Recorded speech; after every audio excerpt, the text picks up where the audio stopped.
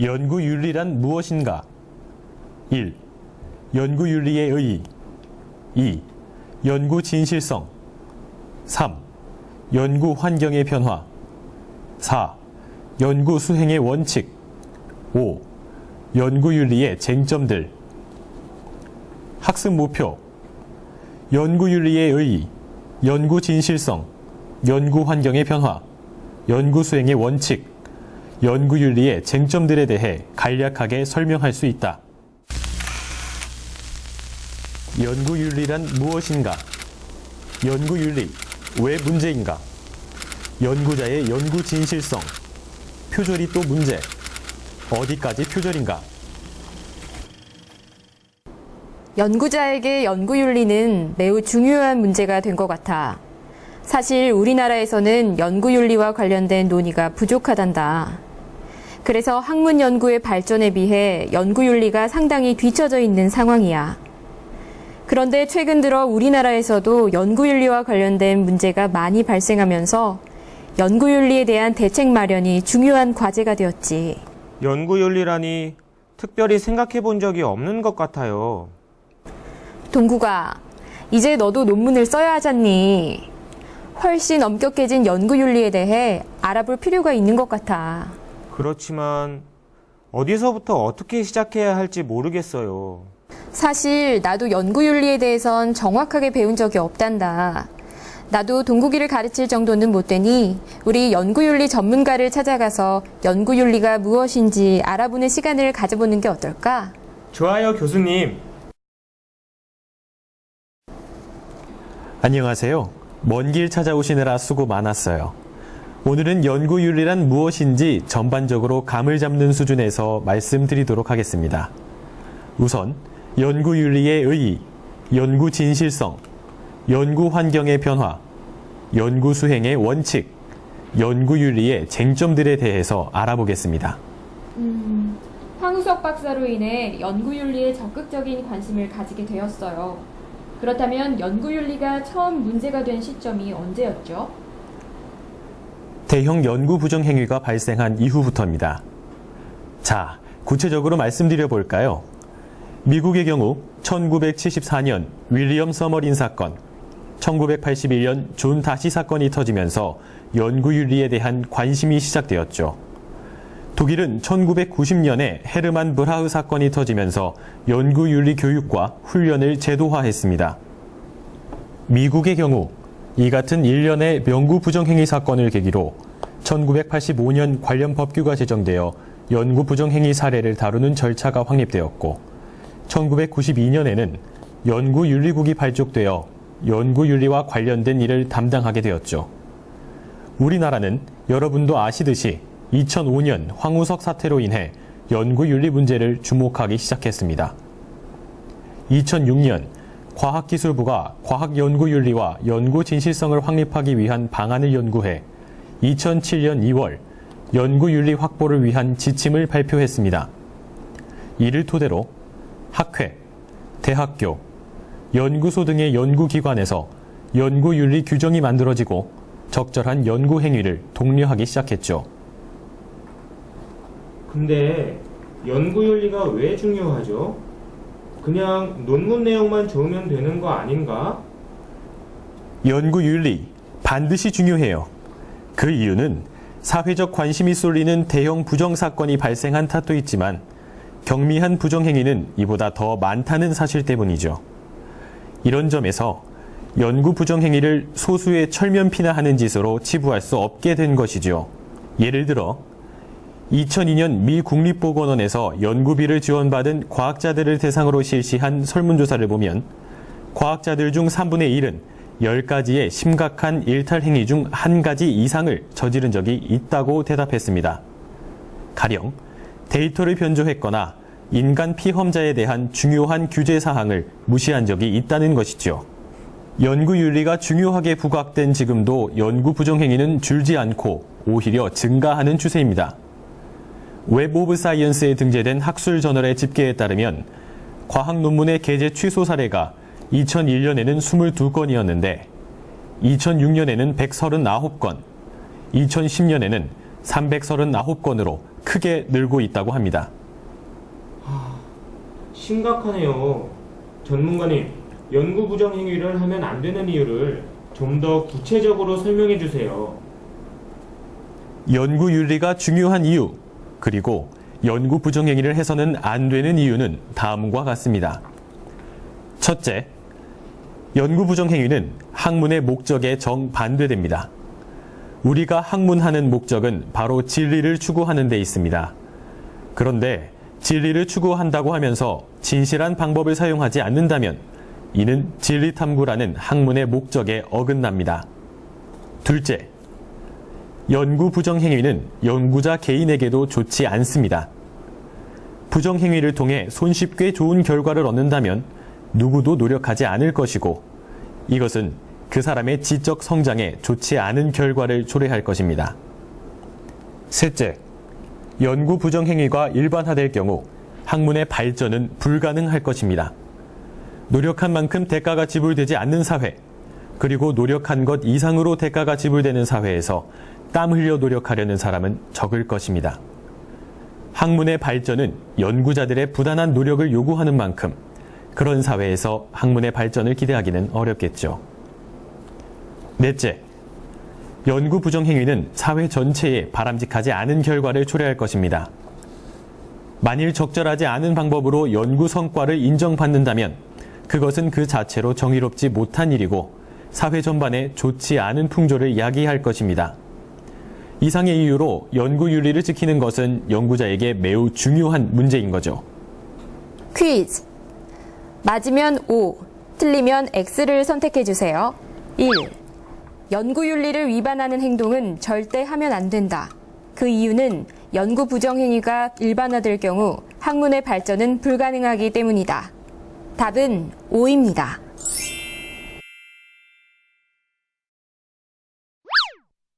2. 연구 부정 행위는 증가하지 않고 오히려 줄어들고 있으므로 연구 윤리는 별로 중요하지 않다. 답은 X입니다.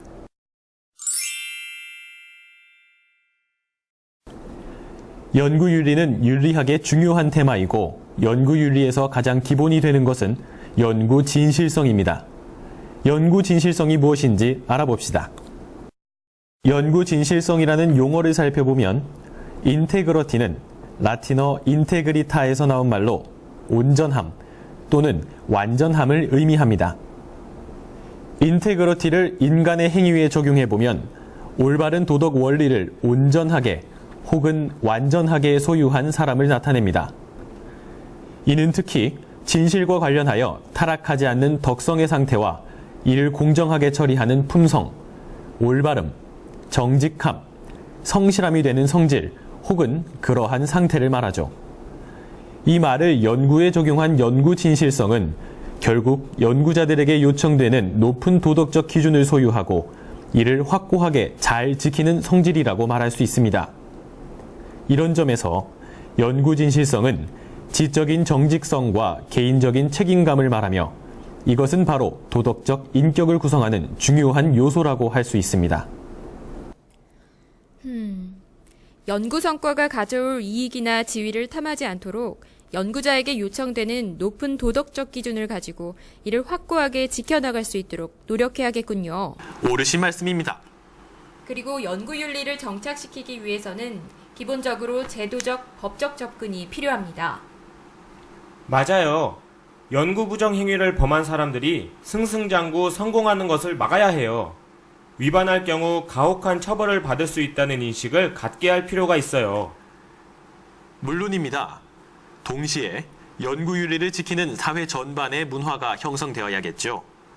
연구윤리 교육을 통해 사회 전반에 걸쳐 연구윤리를 준수하려는 문화를 만들 필요가 있습니다. 그럼 연구윤리의 제도화 과정과 공론화 과정이 필요하겠네요. 연구윤리의 사회문화적 합의에 대한 이해가 선행되지 않은 채 사후적으로 징계하는 수준은 한계가 있을 테니까요. 정확한 지적입니다. 일방통행식 접근이 아니라 국제학계의 요구와 더불어 한국 사회의 적절한 것들을 함께 찾아가는 방식의 토론식 접근이 필요합니다.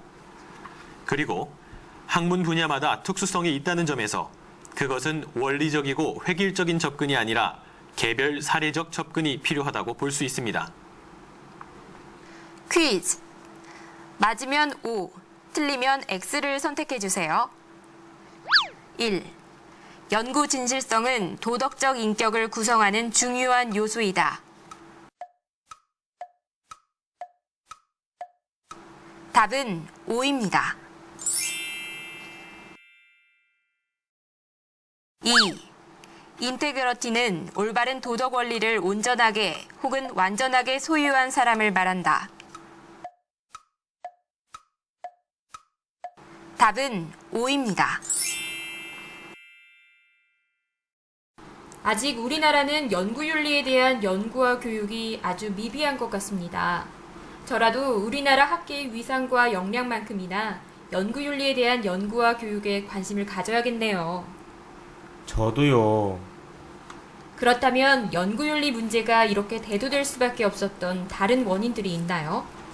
질문 잘하셨습니다.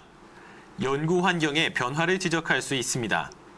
연구 환경의 어떤 변화들이 연구 윤리 문제를 야기했는지 알아볼까요? 연구 환경의 변화와 관련하여 기번스 등이 1994년에 출판한 지식의 새로운 생산에서 1980년대 이후의 미국을 비롯한 서구 사회에서 지식 생산의 방식이 어떻게 변화하고 있는지에 대해 논의하고 있습니다. 그들은 1980년대부터 서구 사회의 지식 생산 방식이 제1양식에서 제2양식으로 바뀌었다고 주장하면서 두 양식을 다음과 같은 5가지 항목을 통해 비교하고 있습니다. 제목만 봐서는 무슨 말씀인지 잘 모르겠어요. 자세하게 설명해 주세요. 첫째, 지식 생산에 대한 맥락의 변화부터 살펴보겠습니다. 제1양식에서는 학문적 호기심에 입각하여 순수 연구를 수행하는 것이 지식 생산의 기본적인 맥락이었고, 연구 결과의 실제적 활용에는 별로 관심이 없는 학문 공동체에 의해 수행되었습니다. 이에 반해 제2양식에서는 지식 생산이 산업, 정부 또는 사회 전체에 필요한 것을 지향하는 가운데 특정한 이슈나 문제를 중심으로 이루어지고 있습니다. 둘째, 학제적 기반의 변화입니다. 제1양식에서는 지식은 특정한 학과나 단일 분야를 중심으로 발달해 왔으며 이론과 응용의 구분이 비교적 분명했습니다. 이에 반해 제2양식에서는 다양한 이해 당사자들의 관심사가 반영되면서 다학제적 또는 초학제적 영역이 나타나며 이론과 응용 사이에 역동적인 흐름이 존재합니다. 셋째, 지식 생산을 담당하는 조직이 변화했습니다. 제1양식에서는 지식 생산이 대학이라는 단일 주체에 입각하고 있었지만 제2양식에서는 대학, 연구기관, 정부기관, 비영리기관, 산업, 컨설팅 회사 등의 다양한 주체로 확대되었습니다. 넷째, 책무성의 문제입니다. 제1양식에서는 연구 내용에 대한 평가는 동료에 의해 이루어졌으며 연구자는 성실하게 연구를 수행하면 그 책임을 다한 것으로 간주되었습니다. 이에 반해 제2양식에서는 국가 또는 지역의 경제 발전에 기여해야 한다는 사회적 책무성이 지식 생산을 지배하고 있습니다. 이와 함께 제1양식에서는 연구자가 전문 지식을 무지한 대중에게 전파하는 사람으로 간주되었지만 제2양식에서는 연구 과정 자체에 다양한 이해 당사자들의 관심사를 반영하는 것이 강조되고 있습니다. 다섯째, 지식의 질에 대한 통제의 문제입니다. 제1양식에서는 연구의 질적 수준을 평가하는 중요한 기준이 그 연구가 해당 전문 분야에 얼마나 기여하는지에 있었습니다. 그러나 제2양식에서는 연구의 질적 수준이 더욱 다양한 기준에 의해 평가되는데 지적 우수성 이외에도 비용 효과성이나 경제적, 사회적 함의의 중요성이 강조되고 있습니다. 지금까지 설명한 연구 환경의 변화는 연구 윤리와 관련된 문제점을 유발할 가능성을 가지고 있습니다. 물론 연구 환경은 분야, 국가, 지역 등에 따라 달라지지만 적어도 다음과 같은 몇 가지 사항들은 대부분의 연구자들이 피부로 느끼는 변화라고 할 수 있죠. 첫째, 경쟁의 가속화로 연구자들이 계속적으로 논문을 출판해야 하는 압력에 시달리게 되면서 연구 부정 행위의 유혹에서 완전히 자유로울 수 없게 되었습니다. 둘째, 연구의 상업화는 연구자들에게 내적 보상에 비해서 외적 보상을 지나치게 기대하게 함으로써 윤리의식을 떨어뜨릴 수 있습니다. 셋째, 연구비 수주 경쟁이 치열해지고 연구비의 공정한 배분 등의 문제로 연구자들의 윤리의식이 희박해질 수 있습니다. 넷째, 공동연구가 증가하면서 연구의 분업화가 가속화되고 있으며 그것이 연구의 쪽방화로 이어진다면 이 역시 연구 부정행위의 요인을 제공할 수 있습니다. 다섯째, 연구 결과의 불확실성이 높아지면서 연구자들이 자신의 연구를 둘러싼 여러 논점들을 공론화하는 것이 중요해지는데 연구비를 지속적으로 수혜하기 위해 이러한 공론화를 회피하는 경우에는 심각한 사회적 문제를 미연에 방지하기 어렵게 됩니다. 퀴즈. 맞으면 O, 틀리면 X를 선택해 주세요. 1. 제1양식은 지식 생산이 산업, 정부 또는 사회 전체에 필요한 것을 지향하는 가운데 특정한 이슈나 문제를 중심으로 이루어지는 것을 말한다. 답은 X입니다. 2. 연구자들이 계속적으로 논문을 출판해야 하는 압력에 시달리게 되면서 연구 부정 행위의 유혹에서 완전히 자유로울 수 없게 되었다.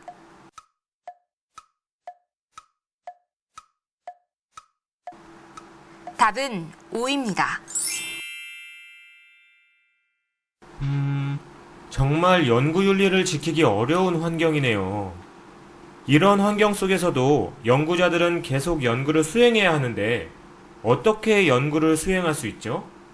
그러니까 연구자는 어떤 태도를 가져야 하는지 행동규칙이 따로 없는 건가요?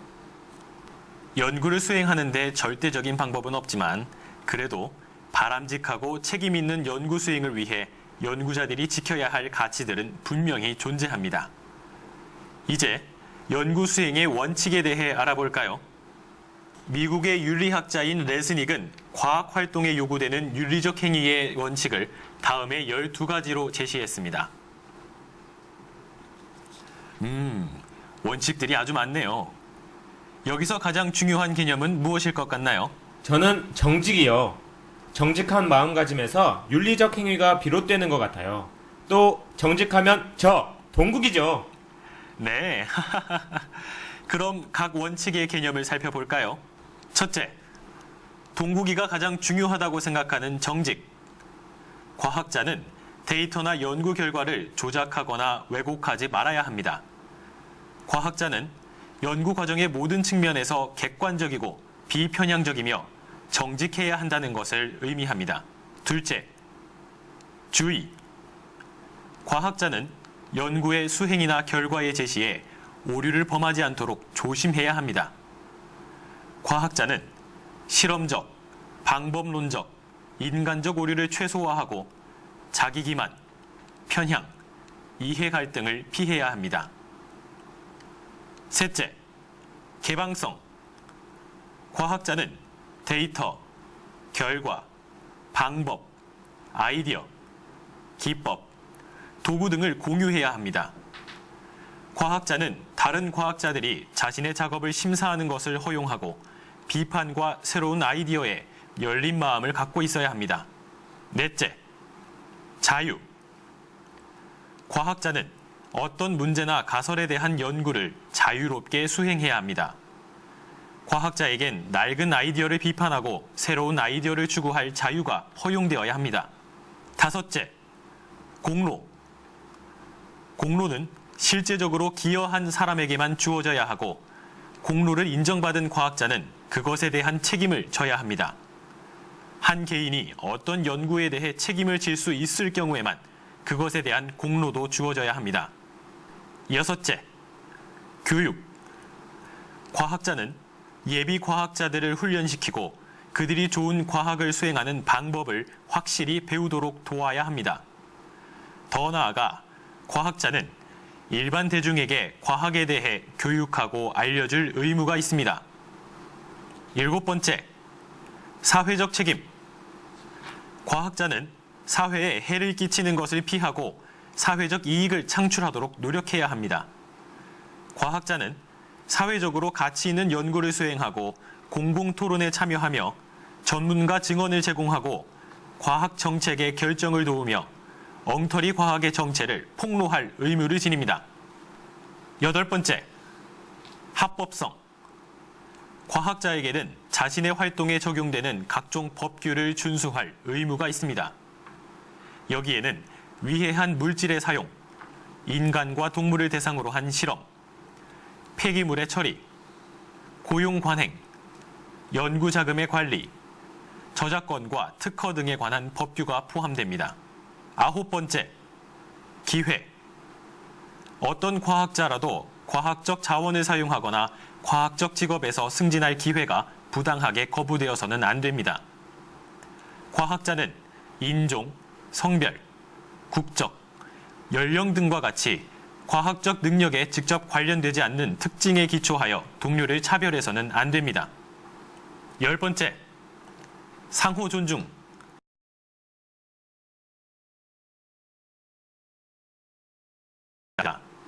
신체적 또는 심리적으로 다른 과학자들을 해치지 않고 개인의 프라이버시를 존중하며 각자의 실험 또는 연구 결과에 간섭하지 말아야 합니다. 11번째, 효율성. 과학자는 자원을 효율적으로 사용해야 합니다. 과학자가 한 논문으로 보고될 수 있는 연구를 여러 편의 논문으로 쪼개어 출간하는 행위도 과학 공동체의 자원을 낭비하는 일입니다. 12번째, 실험 대상에 대한 존중. 과학자는 인간을 실험 대상으로 사용할 때 인권 또는 존엄성을 침해해서는 안 됩니다. 비인간 동물을 실험 대상으로 사용할 때도 적절한 존엄성과 조심성을 가져야 합니다.